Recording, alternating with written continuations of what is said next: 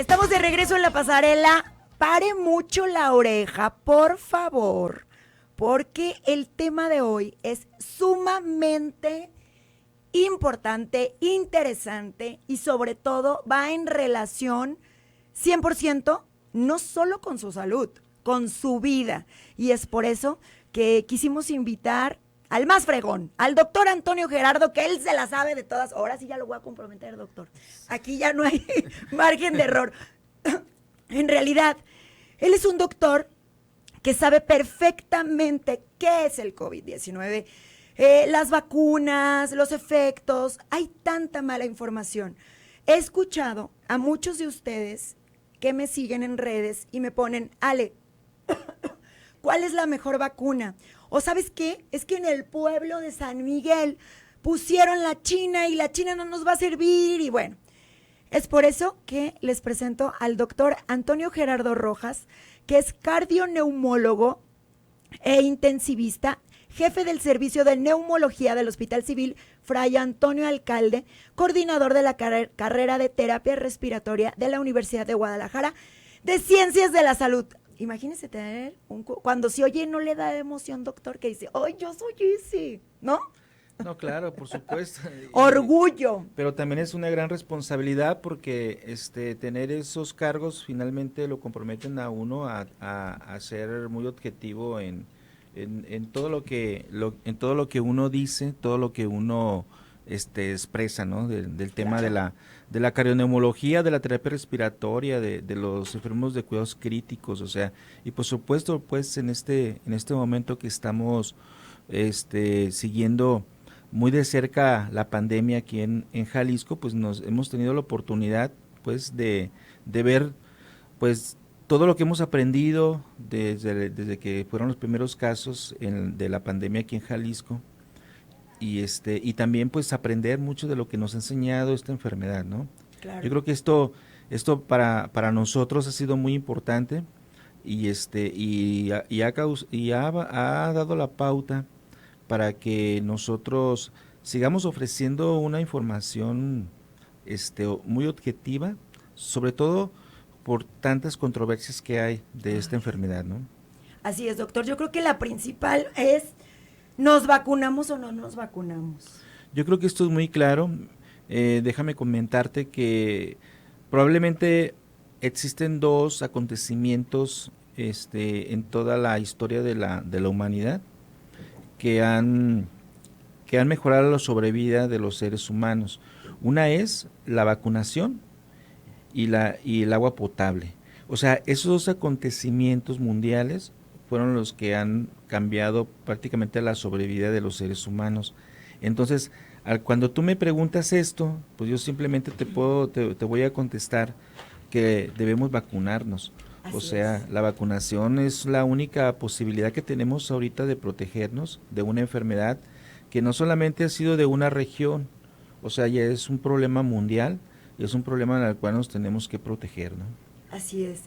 Y luego la segunda es, hoy, pero es que yo vi no sé, en una publicación, en el Instagram o en el Facebook, vi que alguien se murió porque le pusieron la vacuna, le dio una trombosis y se murió.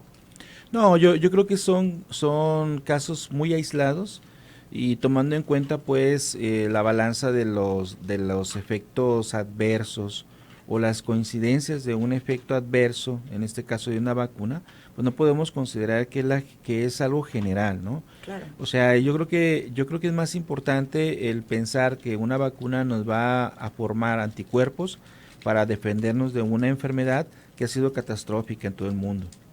Híjole, doctor, hay una pregunta bien delicada. ¿Las embarazadas deben de vacunarse a cualquier mes de la gestación? ¿Qué es lo más recomendable? ¿Sabe qué es lo más triste? Que entre los mismos ginecólogos dan diferentes indicaciones.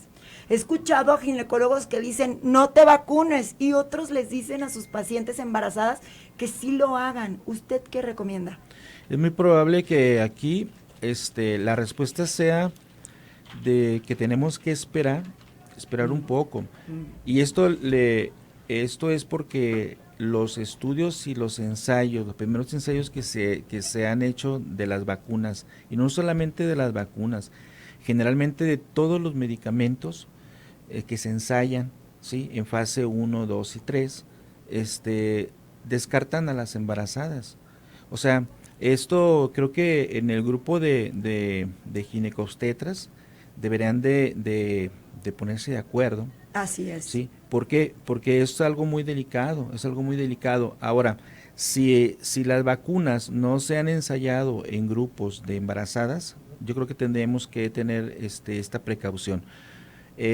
Hay algunos ya reportes, sobre todo en la revista de New England, que es una revista de prestigio, donde embarazadas que estaban embarazadas menores de 8 semanas de embarazo, Ajá.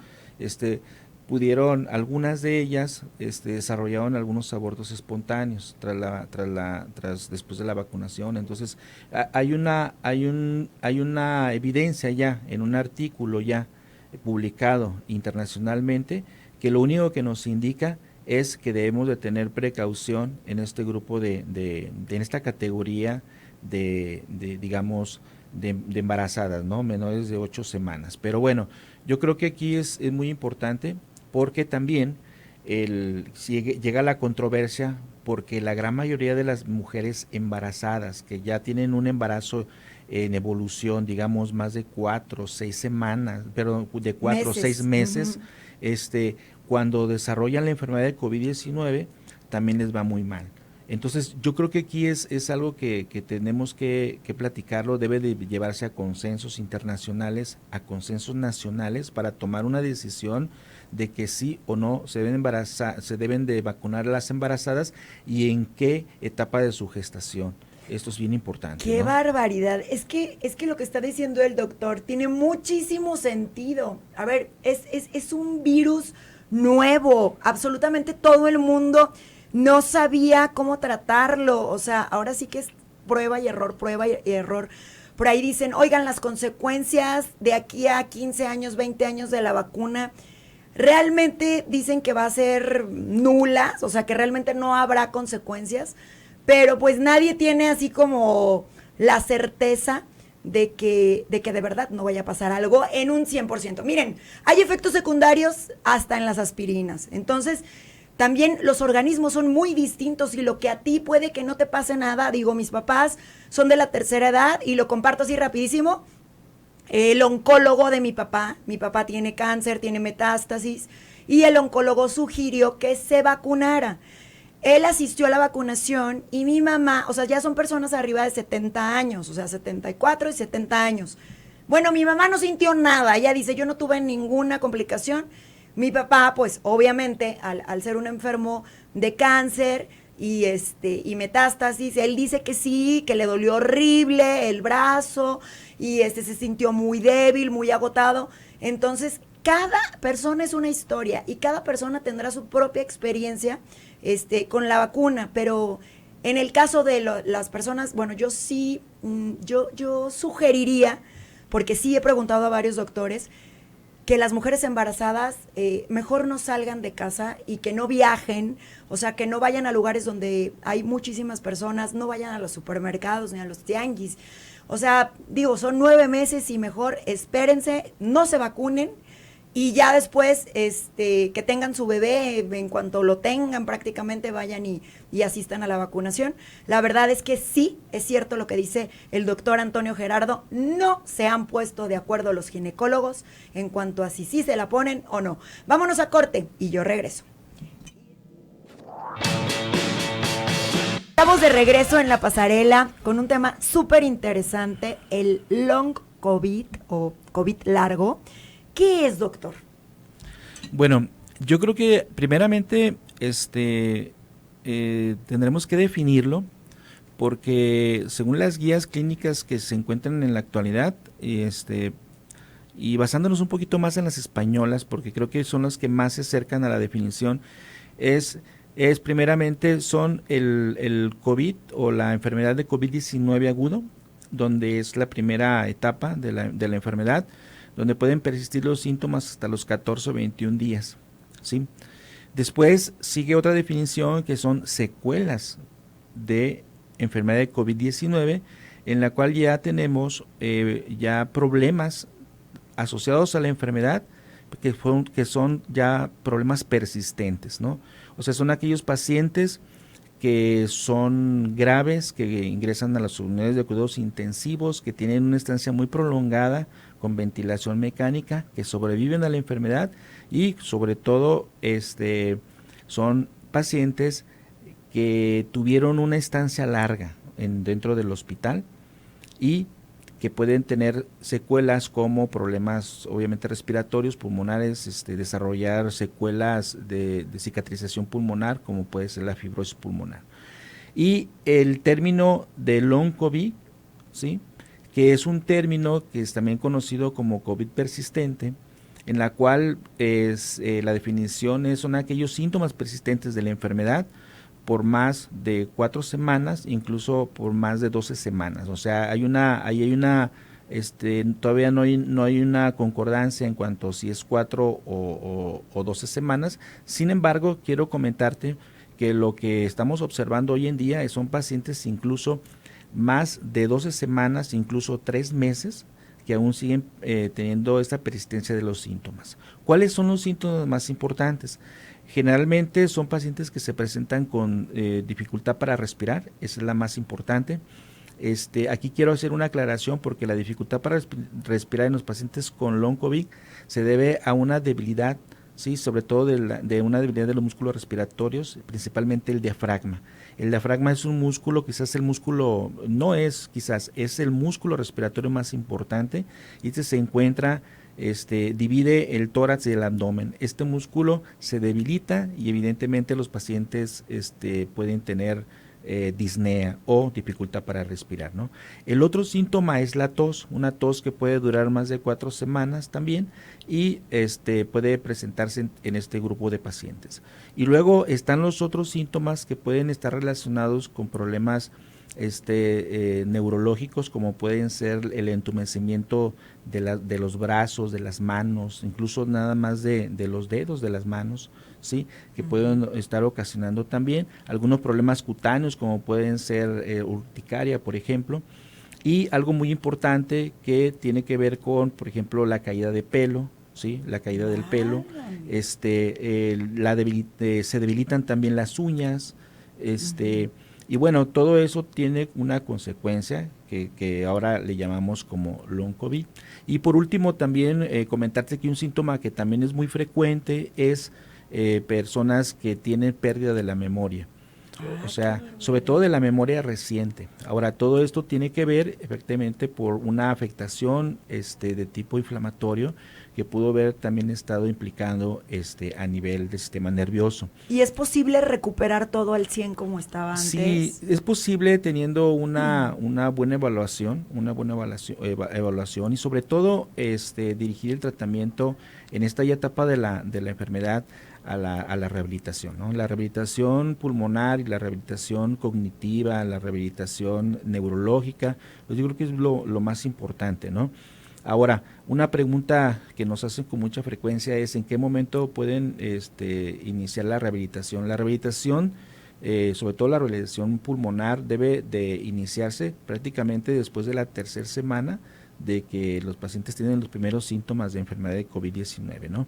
Ahora, el otro grupo son los pacientes hospitalizados. Los pacientes hospitalizados también deben de recibir rehabilitación pulmonar y claro, pues evidentemente aquellos que fueron sobrevivientes de una intubación o que estuvieron en una unidad de cuidados intensivos, inmediatamente también deben de recibir rehabilitación tanto física como respiratoria, ¿no? ¡Qué barbaridad! Incluso, doctor, yo creo que, híjole, usted ha de haber vivido cosas impresionantes, tales como que las personas se morían de miedo.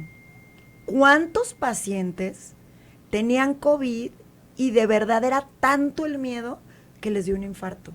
O traían otro tipo de complicaciones, como usted me decía, es que ya estaban enfermos. A ver, el sobrepeso no, la obesidad es una enfermedad. Entonces tú ya traías una enfermedad. tienes diabetes, todo se te va a complicar, no solo el COVID, absolutamente todo. Si tú tienes diabetes, todo se te va a complicar. Entonces, el llamado, o sea, la invitación es a que cuiden su alimentación, a que cuiden esta parte psicológica tan importante y tan contagiosa, porque muchas personas con su psicosis contagiaban a otra. No, es que se va a acabar el mundo, es que nos vamos a morir, es que yo, a ver, espérate, cálmate, o sea, vamos viendo cómo va progresando. Habemos personas mucho más positivas que otras, pero hay personas muy pesimistas o que están más bien inclinadas hacia este victimismo, ¿no? De algo nos pusieron y esto es un plan macabro es nuestra tercera guerra mundial, pero de virus y tantas cosas. Digo, si todos esos pensamientos que llegan a ti son negativos y no van a ayudar a nada, porque digo, el que a ti se te ocurra que fue un marciano el que hizo, o que fue, a mí me vale si fue un chino, o si fue el murciélago, y si la sopa, o que fue un chango, al final tenemos un problema, hay que resolverlo, nos piden nuestra cooperación, hay que apoyar, y sobre todo, cuidar estos sectores más vulnerables. Imagínense que ustedes tienen a su hermana, a su cuñada, como es mi caso, embarazada del sueño de su vida, está gestando esta niña preciosa y que por mi responsabilidad yo le lleve el COVID a ella y le pase algo. No me lo perdonaría jamás.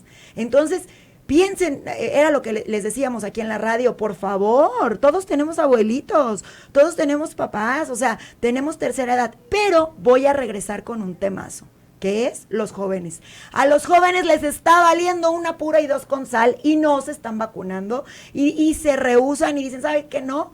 Creo que pues por ahí hubo un comunicado de que empezaron a cerrar los antros porque pues ahí están todos muy juntitos, muy contentos, muy brincadores, pero luego se pueden contagiar de COVID. Por supuesto que sí, aquí tenemos al experto. Me voy a corte y regreso con COVID en los jóvenes.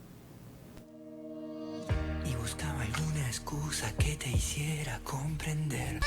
Ya sé que adoraron al doctor Antonio Gerardo. Muchas gracias por sus comentarios. Lo felicitan, doctor, que muchas gracias. Muchas gracias. Por su inteligencia, por su sensatez y sobre todo por no ser alarmista. Miren, como doctores, ellos no están ahí por lo que les pagan. Nada paga que entreguen en cada paciente su corazón, su pensamiento, ese desgaste, el no estar con las familias. Yo me imagino, doctor, que cada vez que usted se iba al hospital, o sea, la esposa, los hijos, así de, papá, no vayas, te vas a morir. No contagiar, morir, ¿no? Sí, o sea, sí, sí, es correcto. Sí.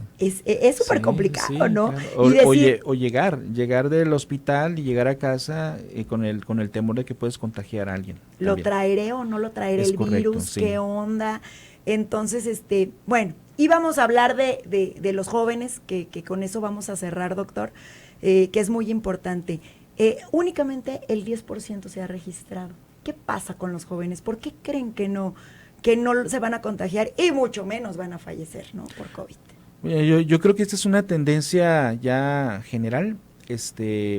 Obviamente todos recordemos que ser joven pues es estar en contra, ¿no? También, ¿no? Estar en contra de todo del sistema, ¿no? Entonces, bueno, es una parte de la vida, es una fase también en la que pues probablemente todos pasamos, ¿no? Pero creo que en ningún momento de la historia de toda la humanidad habíamos tenido una pandemia como esta, ¿no? Entonces, los tiempos cambiaron, así como también cambiaron para bien, por ejemplo, que hemos aprendido a utilizar más las tecnologías de la información. Eso también es muy importante porque creo que por ahí debemos de llegarle. Si hay un lugar por donde podemos llegarle a los jóvenes es por las redes sociales, ¿no? Claro. Y poderles decir que realmente deben de hacerlo, deben de vacunarse, deben de protegerse, deben de tener conciencia de que esta enfermedad llegó para quedarse. Es una enfermedad que bien ahora hemos hablado o se ha hablado de nuevas variantes. Sin embargo, estas variantes no son otra cosa más que mutaciones que están ocurriendo del mismo virus que ya conocemos que es un coronavirus, ¿no? Entonces, ¿qué le pasa a los jóvenes? Precisamente esa rebeldía creo que los está metiendo a un punto en donde deben de ser un poco más conscientes. No es todos, no es en general. A mí lo que me preocupa mucho es por ejemplo, que estemos previniendo mucho el contagio en las escuelas, ¿sí? Y no en esas áreas, por ejemplo, de reuniones, ¿no? Como los antros. O sea, ¿por qué proteger tanto o por qué evitar que los jóvenes no vayan a la escuela cuando seguimos abriendo esos bares, espacios, ¿no? Esos espacios. Entonces yo creo que tenemos que pensar también en esos jóvenes que quieren ir a estudiar, que se quieren otra vez reencontrar nuevamente con sus la convivencia con los compañeros. Por supuesto. Es de verdad, híjole, somos seres 100% sociales y de verdad, doctor, yo no he conocido hasta este momento a un chavo o una chava y hablo desde preescolar, que no extrañen el recreo, ¿no? Sí, no, que no supuesto, extrañen sus compañeros y dicen, es que es muy aburrido el homeschool, estoy acostumbrado pues a correr estas áreas oye, el maestro, ¿qué estás haciendo? Estoy es la clase de deportes y en un espacio de 1 metro por 1 metro. Cuando el deporte tiene que ser en canchas enormes, donde los niños deben de correr. Digo, en otros países, porque luego dicen, es que en Noruega hacen puro homeschool. Pues sí, pero 6 meses tienen nieve, o sea, estamos en México, o sea, ubícate pues también.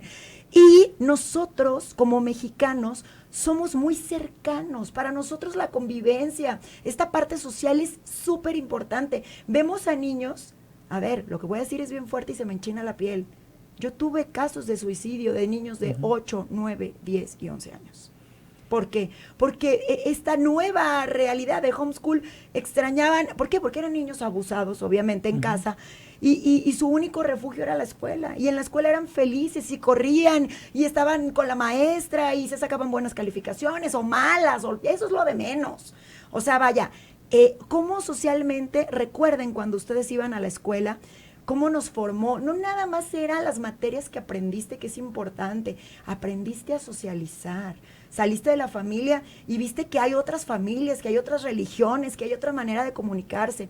Eso es básico. Yo levanto la mano y estoy súper de acuerdo a que vuelvan a las aulas, y sí me parece muy incongruente que tanta restricción para las aulas, que vayan lunes, miércoles y viernes, y luego otro grupo martes y jueves, y a la escuela, bueno, le pusieron 1000 trabas de que tienes que tener despachadores y todo separado, y no sé qué tanta cosa, y bares abiertos, y festivales de música masivos, ya ahora sí, y ahora ya sí va a haber conciertos. A ver, o sí o no. Claro que el entretenimiento, y vaya, yo me dedico a la industria del entretenimiento, estoy así con la piernita esperando el primer concierto. Me dicen, Ale, ¿va a haber las fiestas de octubre? Pues a mí ya me llegó el pitazo de que sí va a haber. ¿Cómo le van a hacer? Pues a lo mejor una banca sí, una no. Digo, pues en el bonito palenque, que está uno encimado del de al lado, pues cómo, ¿no? Obviamente ya no va a ser así. Me encanta, doctor, que dice que el COVID llegó para quedarse. Eso les debe de quedar muy claros. Sí, claro. Y me gustaría que en este minuto que nos resta, ¿cuál sería su mensaje final para todos los que nos están escuchando respecto al COVID? Yo creo que ya es tomar conciencia de que debemos de cuidarnos, nos debemos de proteger con las medidas que ya sabemos, lavarnos las manos, colocación de gel, cubrebocas, sobre todo, distanciamiento y sobre todo las áreas deben de ser ventiladas. Pero es bien importante, si ya alguien nos está regalando vacunarnos, vacúnense. Yo creo que eso es lo más importante. A los jóvenes que se vacunen. Llega el tiempo de que te estaban pidiendo la vacuna, ya llegó el momento, que lo hagan, que se inscriban, ¿sí? Y por otra parte, yo creo que lo más importante de todo es que acudamos a una evaluación adecuada, ¿sí? Con los especialistas adecuados. Así es, doctor. Híjole, pues yo ya le voy a hacer un club de fan al doctor. Fans del doctor Antonio Gerardo. Pues nos vamos a corte y yo regreso a la segunda hora de la pasarela porque ya llegó Andrea Gómez. ¿Cómo pedir para que de verdad se te dé? Pero luego no se me quejen porque luego piden trabajo y les llega un chorro. Piden novios y les llegan 30 y luego se andan ahí confundiendo en el WhatsApp. Me voy a corte y yo regreso.